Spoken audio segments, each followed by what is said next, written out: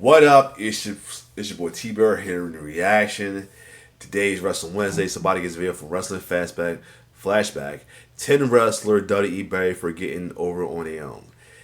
Now, it's always it seems like it sucks when you have to do things on your own. Sometimes it works, but sometimes if it's not what the person backstage, no matter how tone deaf or this they are, if they don't want you to be the person to be over, then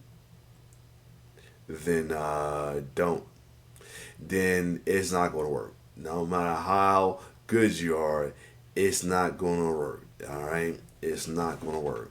No matter what, it's not going to work. That being said, fortunately it's good to get you over stuff over, but eventually if it's not in their plan for you to be over, it's not going to work. So other than that, let's check out the moment 10 times this moment happened as well too, on how they got so over and then when it just got buried. Let's get it. 1, 2, is this on? Sometimes the fans choose a He's wrestler a that main WWE has no plans of pushing. I'm a fan too. We want Ryder, woo woo woo, all that shit. I love all that. Yeah. Even when the support is so strong, the company might still ignore these organic reactions. Duly noted. That's what I went to Vince and I told him, hey Vince, we have something. And it sucks that they don't listen, and the only thing that sucks about that, they don't listen to the crowd. And we know this plenty of times because there could have been plenty of face turn and possibly some heel turns. And I don't care for it because I'm all about the faces. That should have happened because the crowd was behind them. This was one I think it ended up being a face turn as well too. But recently, as of lately, here and there, there's folks who thank God they're finally came to and made a face. Like right now, the Her Syndicate, I'm glad they made them faces in a way. Anti-Her faces, I'm so glad because the crowd is literally chanting. We heard people and they're supposed to be the heels. Now, I mean, thank God they did what Vince didn't do with the Her business, made them baby faces as well too. Because I feel like because I don't know why they never turned them. They didn't turn them after their situation with what's the name?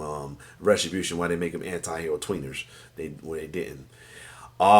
There's that. And many others. But yeah, it's this. I don't know what it is that would create it, but sometimes they listen to crowd, and then I guess the whole fickle situation with crowd as well too doesn't help either. So, anyway, let's keep going. He's like, no, they're fucking with you. Like, what do you mean? Like, yeah, they don't mean Rusev Day. Or they may briefly throw the talent a bone before positioning them right back where they were to begin with. For 3 years that show was on the air, I was the highest rated main event every year.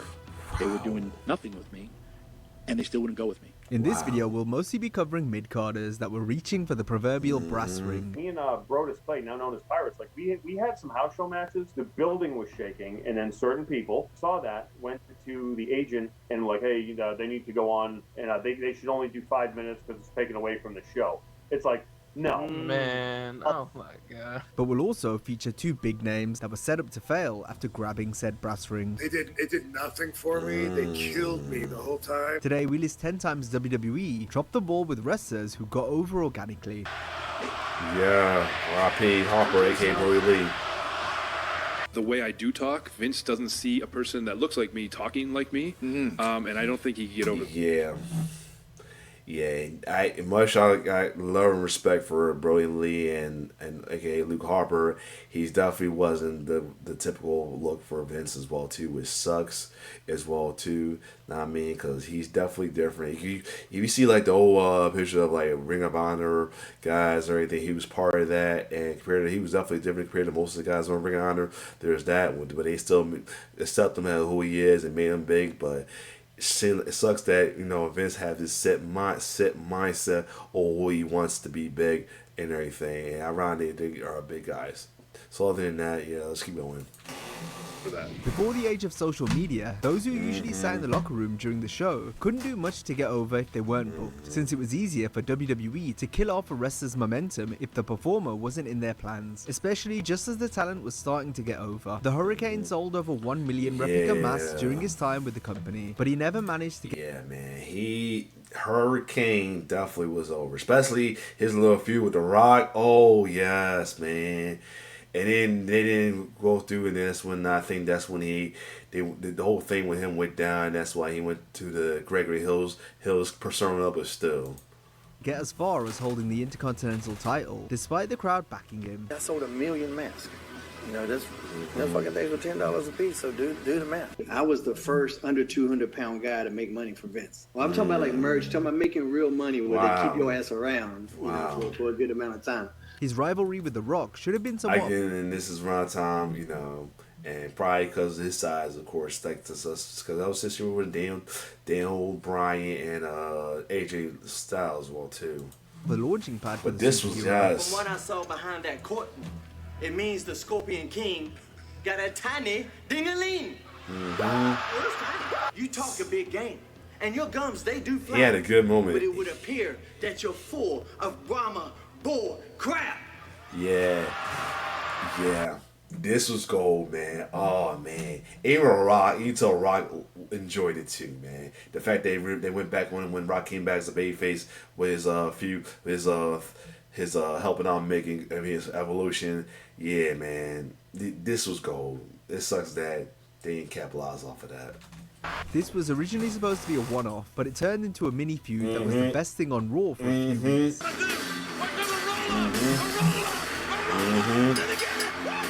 Yup. Following his angle with The Rock, the company failed to capitalize on Hurricane's buzz. He wrestled some matches against top guys, but didn't get enough wins to build up any sort of a sustained push. Plus, there were still weeks he was working heat and not being featured on Raw. Then by the summer, Hurricane was put in a tag team storyline with Rosie. Hurricane spoke about WWE not getting enough out of his singles run in 03 during an interview with Fightful, where he specifically mentions his loss to Triple H a couple weeks after the Rock victory.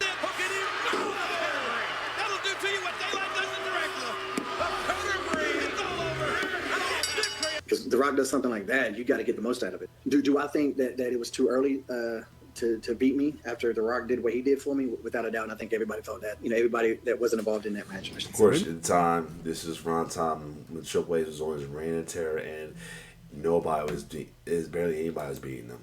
Yeah. Mysterio is obviously a massive star that's always remained over in WWE. However, they've never allowed him to be a credible world champion, even though Mysterio won the Royal Rumble and went on to capture the big gold in WrestleMania 22. You'd be hard-pressed to find a world champ that was booked weaker. Ray's time with the belt was probably the worst period of booking in his WWE career, when you consider how many times he lost non-title matches while holding the strap. Yeah, man. That was like the earlier of the bad booking for a championship, and Sally is a babyface champion as well too. Yeah, this one I think this really was like a precursor of them not treating face characters with respect, and it probably was led to a lot of folks not liking face characters. It was just ridiculous and mean, but still. Where he was often convincingly defeated by mid-carders. Yeah. Here's the thing, you don't do that to you. Here's the thing, I get that you don't want your babyface always winning, but at the same time, don't have them either losing or have them be always having to face adversity so many times. There's so many times they can have adversity, and you know we're dealing with new age folks who are rebel, dark edgelord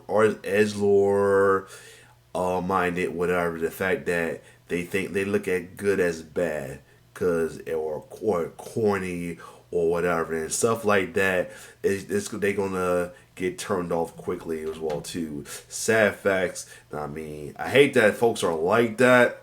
In my opinion, I think that folks are like that, but at the same time, it sucks the fact that folks are like that. You gotta work with that in a way as well too. I mean, I know it sucks. You shouldn't have to, but the way folks' mentality are nowadays, with being so edgy, rebellious, and all as well too, you can't have your face the hero losing so much, one, or having so too much adversity. You gotta bring it to the middle a little bit. Now, I mean, you can't have them, because when I say bring it in the middle, you can't have them have so much adversity or losing a lot, as well as you can't have them having very little adversity and winning a lot as well too, because that is a turn off to me as well too. You know what I mean, it's sad like that, but at the same time, it's just how it is, unfortunately. You know what I mean, I'm saying that unfortunately because I don't condone it nor like it, but fortunately you can't do shit about it, folks. Mind state is made up these days. Cross, here's the cover. Finley has pinned the champion. There you go. Oh, my God. 5-star, 5 splash. I'll take this one, JR. Thank you. Hook in the leg, 2 and it's over. Following each loss, a subsequent championship match either wouldn't take place or would end in a DQ, meaning Mysterio couldn't get any form of revenge against any of these wrestlers who beat him, never mind getting his win back, which the higher-ups clearly weren't interested in booking.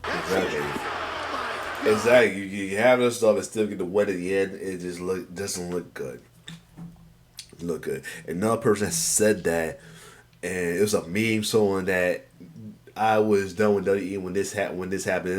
It was Rey Mysterio, I guess, against 3 big guys. Like, I think it was Khali, Kane, and a Big Show, I guess. And he won as well, too. A lot of people was pissed off about that because, and I don't know why, but now I see why they had this man. They had him lose so many times, then they had this win. Yeah, it wasn't a good look in a way. It sucks. I mean, it's not a good look to them. Eddie Guerrero's passing meant they had to fans are funny about that. go with Mysterio given his momentum and crowd reactions, but the company was going to let you know through the booking that they didn't want to do it deep down. Yeah, asked everybody pretty much it was like that. They didn't really want to do it. There's other thing too, that they felt that they only gave him the title because of Eddie, but at the same time they didn't want him to have. That sucks right there. That's another thing that sucks about that too. It's not on Eddie or Ray's part. It sucks on career being dicks like that. Like, come on, Eddie. I mean, Ray deserves to be a good a caliber champion, man. That wanted Ray to be the champion. Again, you know, this is another Vince not liking little guys. Their hand in this meeting, and everybody raised their hand. So Vince said, "Okay, I'm going to give him the title. He's going to hold it from this date to this date." Also, at that time, he referred to Ray as a pepper belly, and it was an archaic term for Mexicans, like back in the 40s and 50s, because they ate a lot of peppers. There's a difference between taking a beatdown to gain sympathy and losing matches every few weeks just because Vince McMahon thinks you're too small to be champion. Yup. Yeah, man, shit. Yeah. Mysterio's awful title reign may have ruined his momentum, but his reactions never wavered. He had certainly earned another run with the belt, even if it took 4 more years for this to happen. Yeah. Ray had 2 more world title reigns, both lasting less than a day, since he won and lost each belt on the same show. Yeah, that's how much respect they had. That little respect they have for Ray at time, though. They want him to win just to have the moment, but they wanted to take away from him. That's why I worry about like how certain folks who find the title, what they're gonna do with him next, and I'd be glad that they don't do him there. Like thought they was gonna have that for Cody, because I think half of it because the dickhead Cody haters were wanting that to happen as well too, or they saying that because or people or the Hill fiends, Hill lovers saying that because we say faces aren't good long-term champions and all that. They literally wanted Cody to lose his belt on Monday Night Raw after WrestleMania. Like, that's the other thing. Like, yeah, wrestling can be funny, and wrestling fans can be even funnier. And I'm saying funny as a ha, as in the funny acting.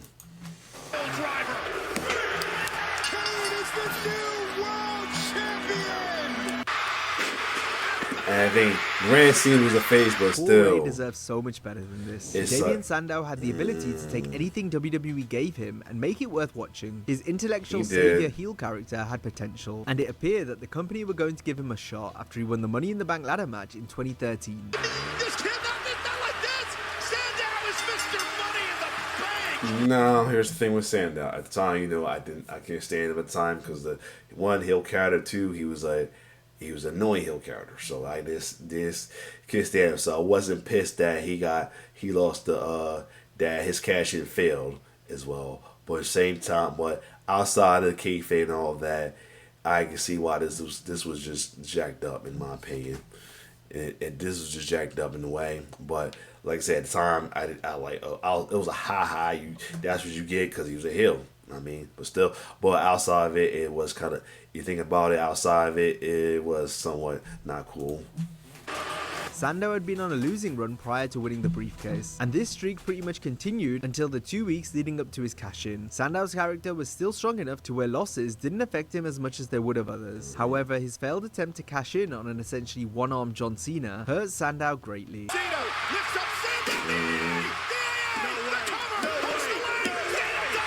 I was happy. I was happy at the time. I'm glad it didn't happen. But at the same time, if you look from another perspective, it doesn't look good in a way.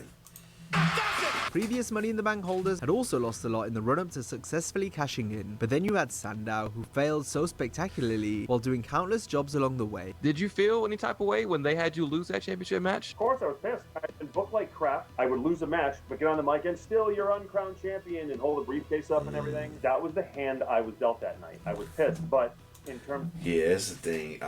If you look at it that way, like I said, again, at the time, he's a heel. It was a high that you get him on, but outside of kayfabe and getting alignments, his low-key wasn't a good look.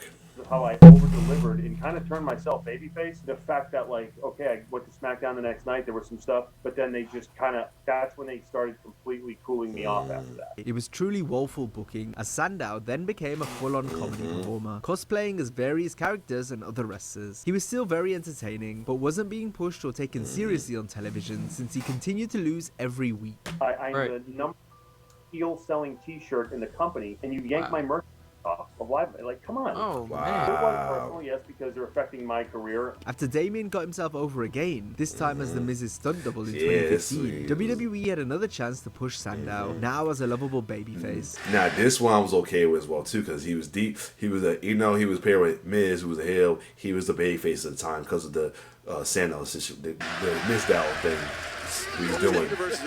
Sandow's better? What? Mizdow's about to come in, Michael. What I'm talking about. Here comes the tag.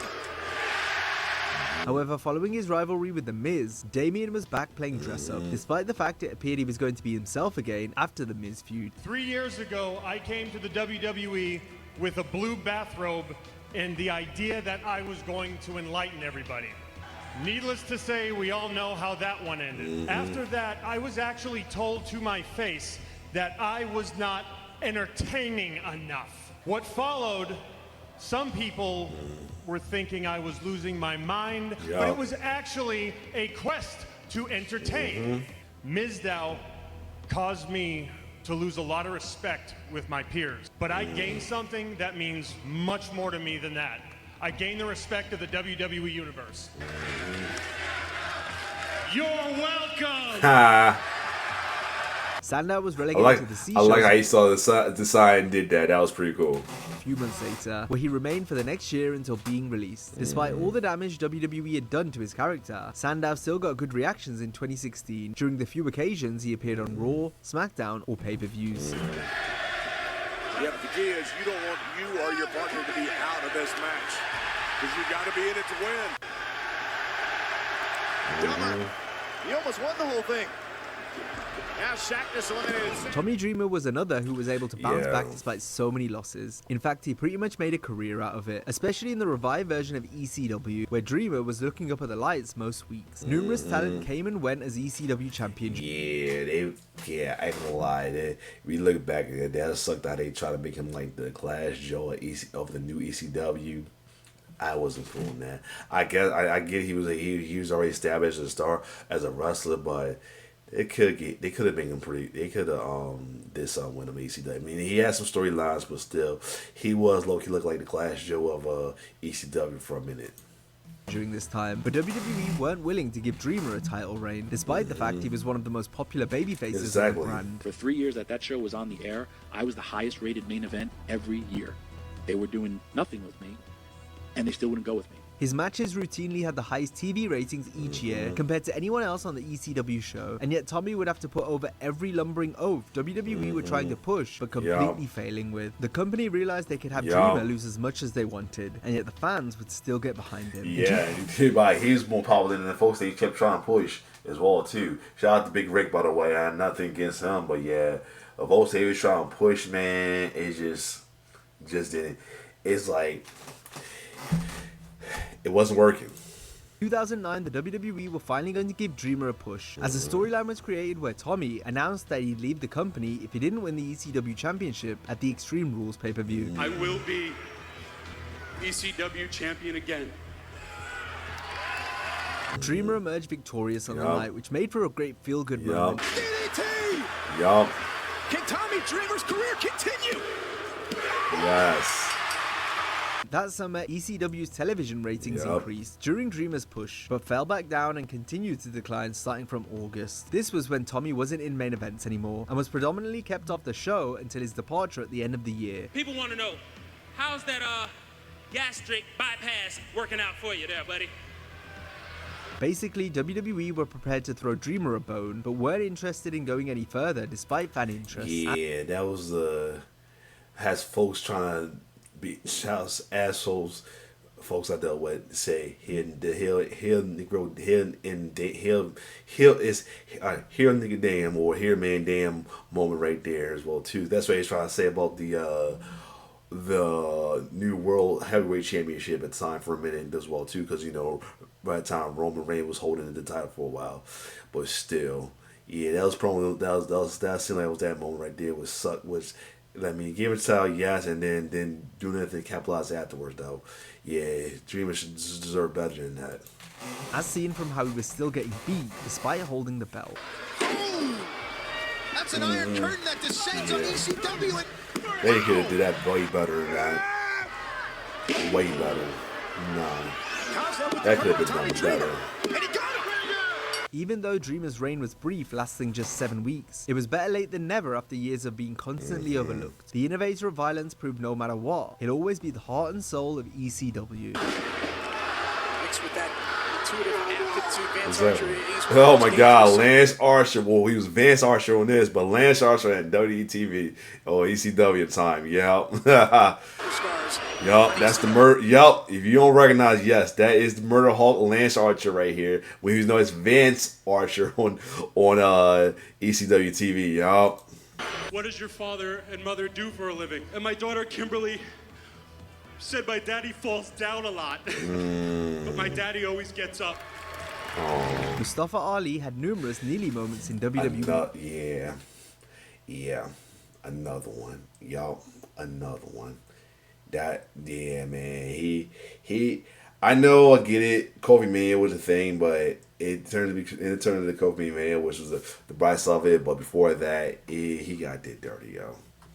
The first one saw him taken out of the 2019 Elimination Chamber match, where he was expected to get a featured role. This was due to an injury, but it meant he lost some of the momentum he had after a hot start to life on SmackDown. Disrespectful attitude that Orton is displaying has brought him every one of those 13 world titles. All I know is I was about to beat 5 of the best on SmackDown going into Elimination Chamber, so I guarantee you I was heading to WrestleMania. Following WrestleMania that year, it looked like Ali's push was going to restart. He was penciled in to win the Money in the Bank, but just before his music began playing, Mustafa was told by Vince McMahon that plans had changed. Looking up at me, he goes, change of plans. When the time's right, I want you to climb up the ladder and grab the briefcase. Someone's gonna... Oh, fuck. Oh, yeah.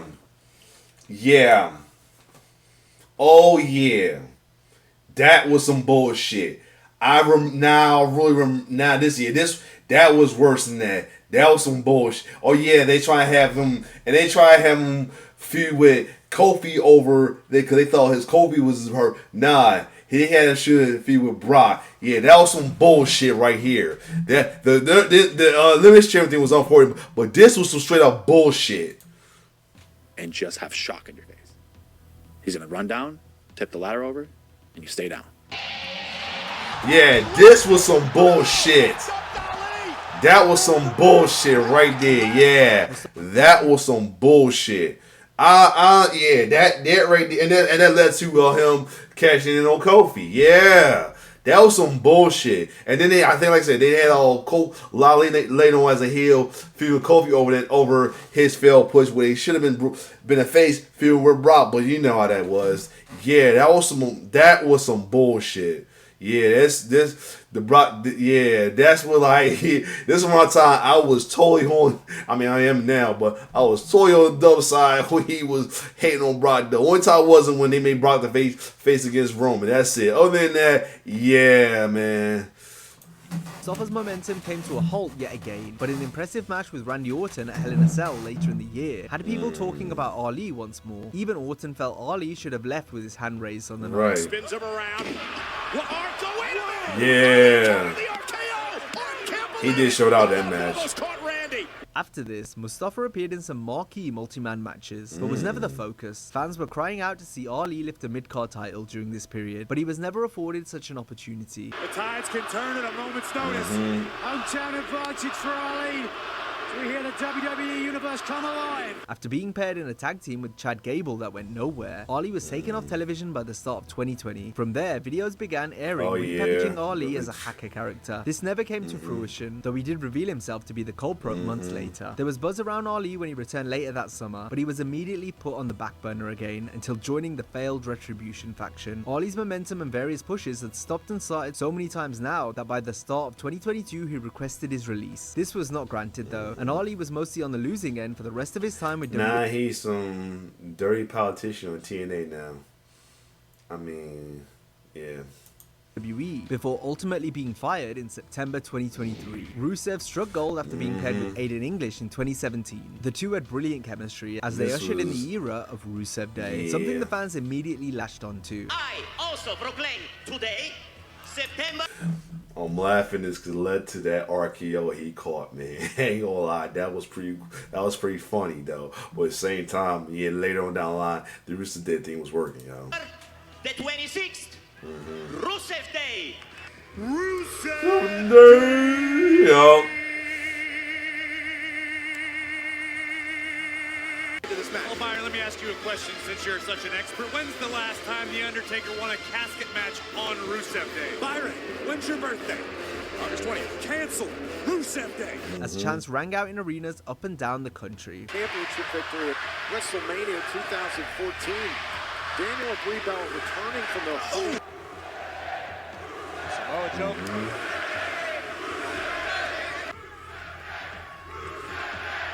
Duly noted. Despite the popularity, the WWE was slow to start up any form of a push since none of this was in their plans. That's when I went to Vince and I told him, hey, Vince, we have something here.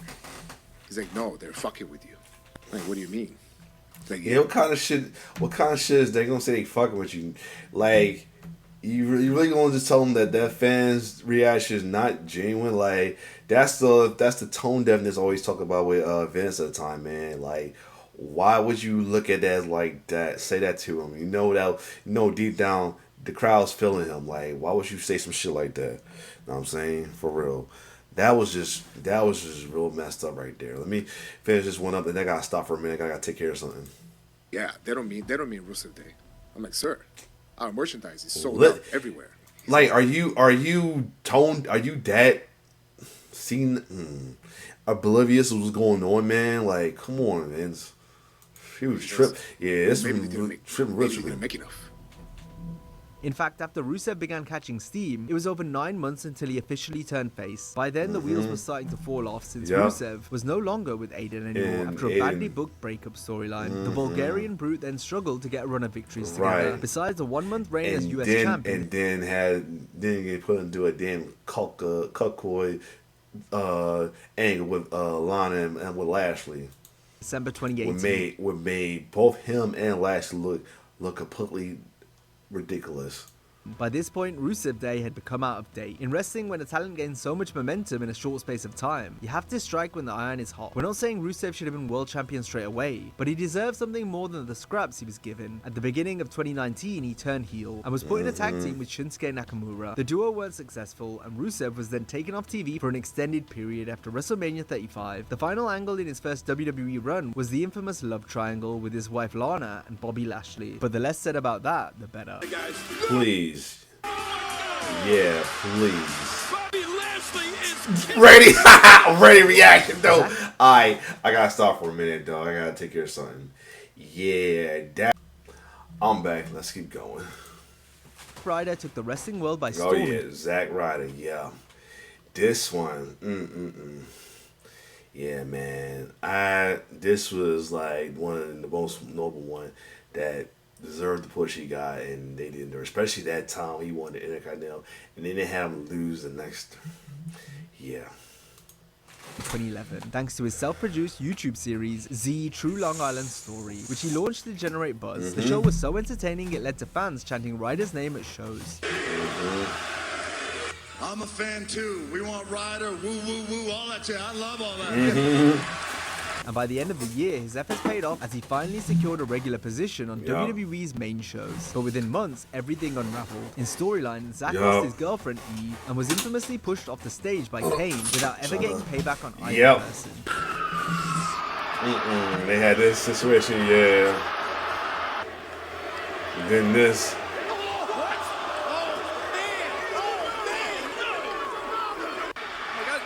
What's your problem? To make matters worse, WWE took control of his YouTube show, moving it to their official channel and watering it down significantly. The creative freedom disappeared, and with it, the fun of making the series. Ryder later expressed regret over surrendering control. Looking back, Ryder feels he should have ended the show at its peak. It had accomplished what it needed to, but by 2012, he had slipped back down the card, a place Zack remained for the rest of his WWE run, where he spent most of his time doing jobs or exclusively working on the C shows. Still, his bond with the fans never disappeared, and in 2016, they were rewarded with one of WrestleMania's most genuine feel-good moments. Against all odds, Ryder won the Intercontinental Championship in a ladder match at WrestleMania 32. Miz grabbing the championship, and from the other side, it's Zack Ryder. Yup. Zack Ryder pushes Miz down. Zack's got the title. Zack Ryder. Yup. Zack Ryder. Zack wins the championship. The crowd exploded, and for a brief moment, it felt like WWE had finally recognized the people's choice. But They had his moment with Dan and all that. Was short-lived. Less than 24 hours later, Ryder dropped the title to The Miz on Raw. That was some bullshit. That was some bullshit. Yeah, that was some bullshit right there. And just like that, he was right back in the same position, over with the crowd, but overlooked by management. During his peak, Ryder was one of WWE's top merch sellers, and among the most followed wrestlers online. Fans saw no reason why he couldn't have held the same kind of mid-card spotlight as The Miz or Dolph Ziggler. In hindsight, Ryder himself has said he wishes he had challenged WWE more directly about his spot, because despite proving he could get over on his own, management never fully invested in the Internet champion. During that time, I could have easily knocked on Vince McMahon's door and been like, hey, what's going on here? So I don't have an answer. But it could be a way. At least he's found some way to get back in WTV with that TNA invasion that happened last night. So I blame myself. I'm not going to say WWE bury me. I think that's the cop-out. That's the easy way out. And I never wanted to take that route. After breaking off from the Wyatt family and turning face in early 2017, fans believe Luke Harper was set to have a big year. His in-ring work was always on point, plus he was getting solid reactions from the people. R.I.P. Bray Lee. Finally, it looked like Harper was going to really break out as a single star in WWE. However, by the summer, he was seen less and less on television, only coming in to put talent over. Official was paying attention to the mask. His own boy. Cover. And Rowan's gonna knock off Harper. A coloss to Harper. For that BS run to make this man a champion. And Mahal able to take out Luke Harper tonight. Shout out to Wrestling Annie for labeling that one of the worst storylines of that year. Luke reunited with former tag partner Eric Rowan at the end of 17, but less than a year later, Harper was continuously kept off TV, even after recovering from an injury layoff. This led to him requesting his release shortly after WrestleMania 35, though this wasn't granted, and Harper remained under contract until December, while only being used sparingly. There's Luke Harper. A lot of talent. It appears that Vince was never much of a Harper fan. The chairman wanted Luke to do a southern accent while part of the Wyatts, but then got frustrated when he couldn't pull it off. McMahon also reportedly hated Harper's match with Dominik Dijakovic in 2019. Harper, real name John Huber, could never catch a break with the boss, despite trying his best. The way I do talk, Vince doesn't see a person that looks like me talking like me. Yeah, that was the other thing. If you notice from some of his promos WWE, he barely talked. Now, I mean, he talked more when he was on AEW. with the Dark Order than he did here. That's why I was surprised that was his voice at the time as well too, man. When I heard him talking as the whatever the order, whatever he was revealed as, I was shocked to know that was him though. That was crazy. And I don't think he could get over that. He saw a backwoods hillbilly who talked in a southern drawl and being from Rochester, New York, and being somewhat eloquent, he didn't understand. And it just didn't compute with him. Even after John passed away, Vince reportedly had no appreciation for humor. Right. One of John's friends and former peers, Rick Victor, spoke to Cafe de Rene about McMahon's behind-the-scenes reaction to Huber's tragic passing in 2020. So I was really surprised at how Vince took Brody's death and how little he cared and how much it pissed him off that people did care about it. Natalya has been one of the most tenured wrestlers. Really, Vince.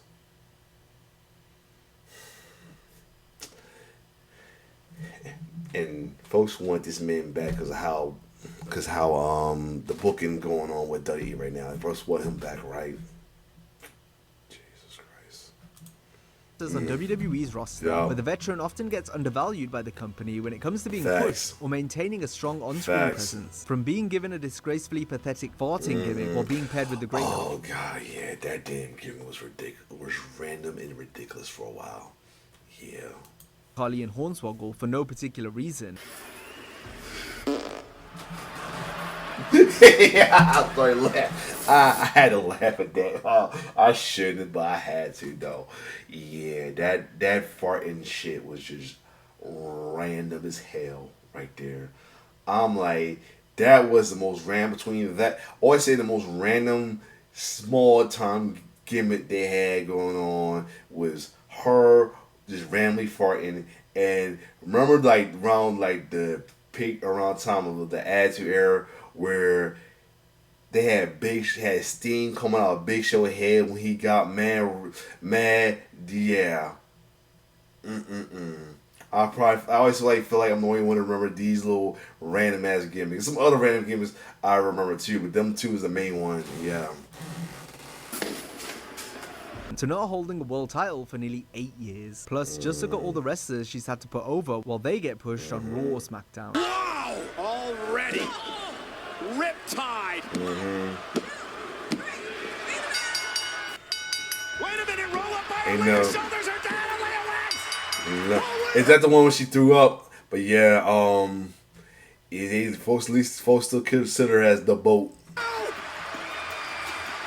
Meanwhile, Natty is often stuck working the C shows despite rarely getting injured while acting as a workhorse for the company since 2008. In fact, she's only held a women's singles title twice this entire time. Despite being consistently popular with the fans, there's been plenty of opportunities where WWE should have gone with Natalya but didn't. Here's hoping in the future she receives another title reign that's been so long overdue. Lastly, we'll... And she's doing her thing in GCW with her little anything with GCW and Triple A as well too, as with the Natty MMA style thing she got going as well too. You know, she won't bring it to the main roster as well, but yeah. We'll look at Rob Van Dam and his second WWE spell, as opposed to his original run. There was plenty of hype when Van Dam returned in the summer of 2013. His first few months went well. He was booked strong and had a featured role in the world title picture. RVD then took a break until his comeback on the night after WrestleMania 30. However, this time, it was clear the company had no plans for him. Besides putting others over, the whole effing show still had some of the best reactions on the show. Did.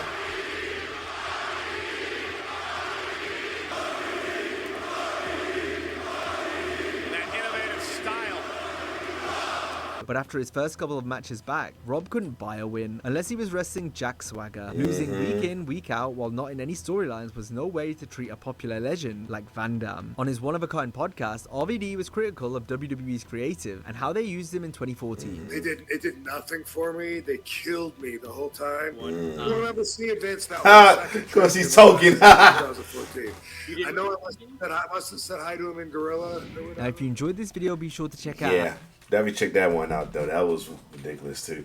Yeah, some of them ones was overhyped for no reason. Some You just couldn't cut it.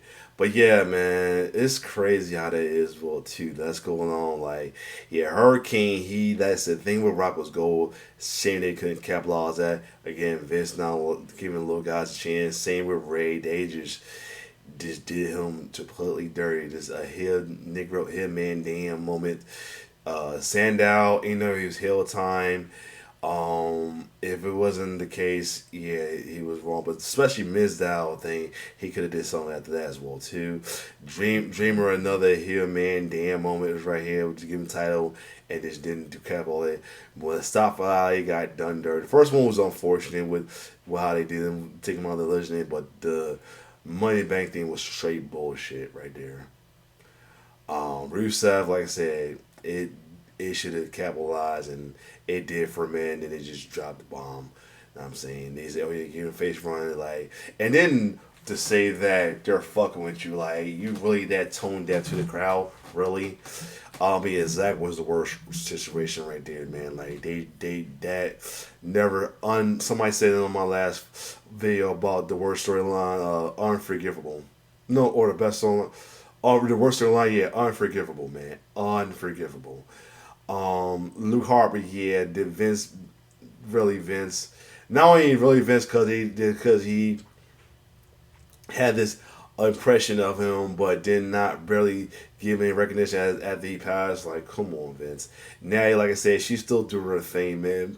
Hopefully, she get a push. Even if I gotta boo her, because it might make her go through with the natty MA thing as a heel, of course, sooner down the line. At least she's getting the push she need. And RVD, yeah, like, could have been done better. Other than that, if you like my reaction and what's your thoughts on these, Barry, and comment out who else you felt got buried too. It's your boy T-Bird signing off. One love.